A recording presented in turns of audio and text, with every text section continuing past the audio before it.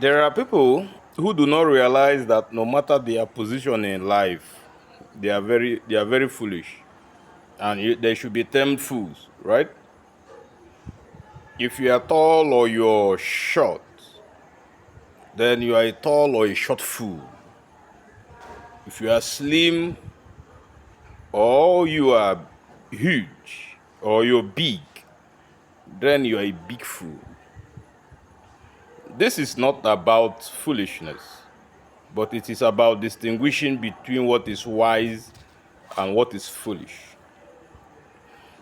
When it comes to the politics of state creation in Nigeria, as is being discussed today, a lot of people are of the argument that the only state that meets all the criteria for the creation of a new state is Adada State, which is in Soka.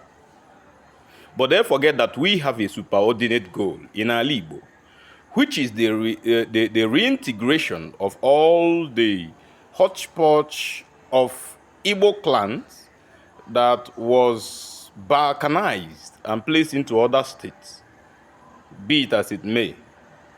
A lot of people who claim that they are opinion makers are being very sentimental about the realities or the current realities of the Igbo people. We are in a fight to unite all the diverse Igbo clans into the southeast. And then we are talking about the creation of Anioma State. Somebody has assembled that the basic state we need now in Igbo is to carve out another state out of Enugu State and create Adada State. Yes, their fight or their opinions might be very legitimate, but it's very foolish when you think about it in lieu of the unification agenda of the diverse Igbo clans. If you come to Ali Igbo today, you have the Abakaleke clan. All right? You have the Anioma. When you talk about Anioma, you're talking about Ogwashi-Uku, you talk about Iseluku, you talk about Abo, and you talk about the Ikaibos. And how about those who are found in Benin or Edo State? Right? Are those people not Igbo? Do they not share the same linguistic ties? Do they not share the same cultural ties? All right? Now, if you talk about all the... some people might say that they do not have the same history of migration and all the rest with the rest of the Igbos. How many Igbo clans have the same? Yes. Some people from even in Enugu State claim that they come from somewhere else. All right? But the basic language they speak is Igbo. You might have linguistical or dialectical differences among all the divergent Igbo people. But what unifies them is the language, the culture, and the belief system, right? Now, when you talk about classification of languages, we all fall under the same classification. Someone cannot come and tell me that under Abakaleke Abrondi Igbo because their languages I do not understand it in toto. But I know that if I pay close attention to their language, I will pick out the basic elements that are inherent in those languages, right? The same thing goes with someone from Iseluku, Ogwashi-Uku, Agbo, and down to all the Ika-Igbo areas. These are core Igbo people. Now, the problem is that a lot of us, or a lot of those who are agitating and clamoring that Nande and Anioma are not Igbo people. These people are people who are wanting in historical origin. They don't understand. You talk about the Ekumeku War. When you talk about the Ekumeku War that was fought during colonialism, it is actually always linked to the Igbo people, right? Even though that war was fought around Asaba, or within that region, right? Though it's talked about to be an Igbo war, an Igbo resistant war, right?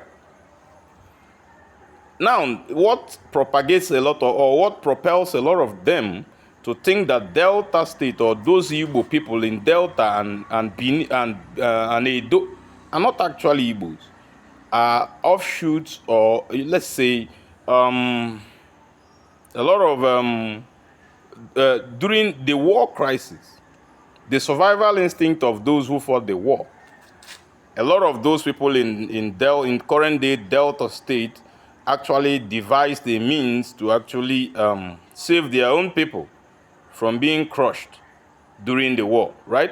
Now today it is being carried out as historical evidence that they are not Igbos. You observe the Eke Market Day, you worship, you believe in Chukwu Okike Abiama, do you not?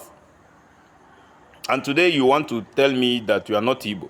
For me, I believe my opinion about the creation of a new state for the Southeast, I believe that the most viable and the most plausible, the ones I can actually stand with, is the creation of Anioma State. All the rest of it who are agitating for a new state within the Southeast are actually people who wants to gain cheap political imago, that lord kind of status. Otherwise, why would you not why would you not support the integration of the remainder of our fellow Igbos into the Southeast? Those are the most vital people. We need them.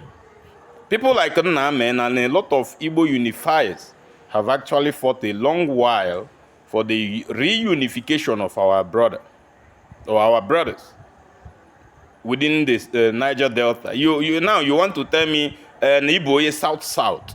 Now Nigeria is the only area in life or the only place in the world where you have a place called south. That does not exist. If you are a student of geography, you realize that there is nothing like south.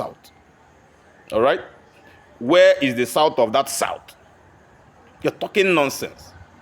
So, because all my Igbo brothers who are reasonable and then who wants the unification of all Igbo must support the creation of Anioma. Enugu State should be left as it is. If Nsukka people want a state, they can wait. But we must give a priority for the creation of Anioma as the sixth Igbo state and then its full reintegration with their Igbo kings and kin. All right? We cannot divide ourselves. Let not allow unnecessary or selfish or self-centered politics to divide us. Igbo bofu. Otherwise, Kano man and Enugu Ezike man, or somebody from Abakaliki, yes, we have similarities, but we also have differences. Or we can easily deny that we are not Igbos, and then we claim somewhere that is where we originated from.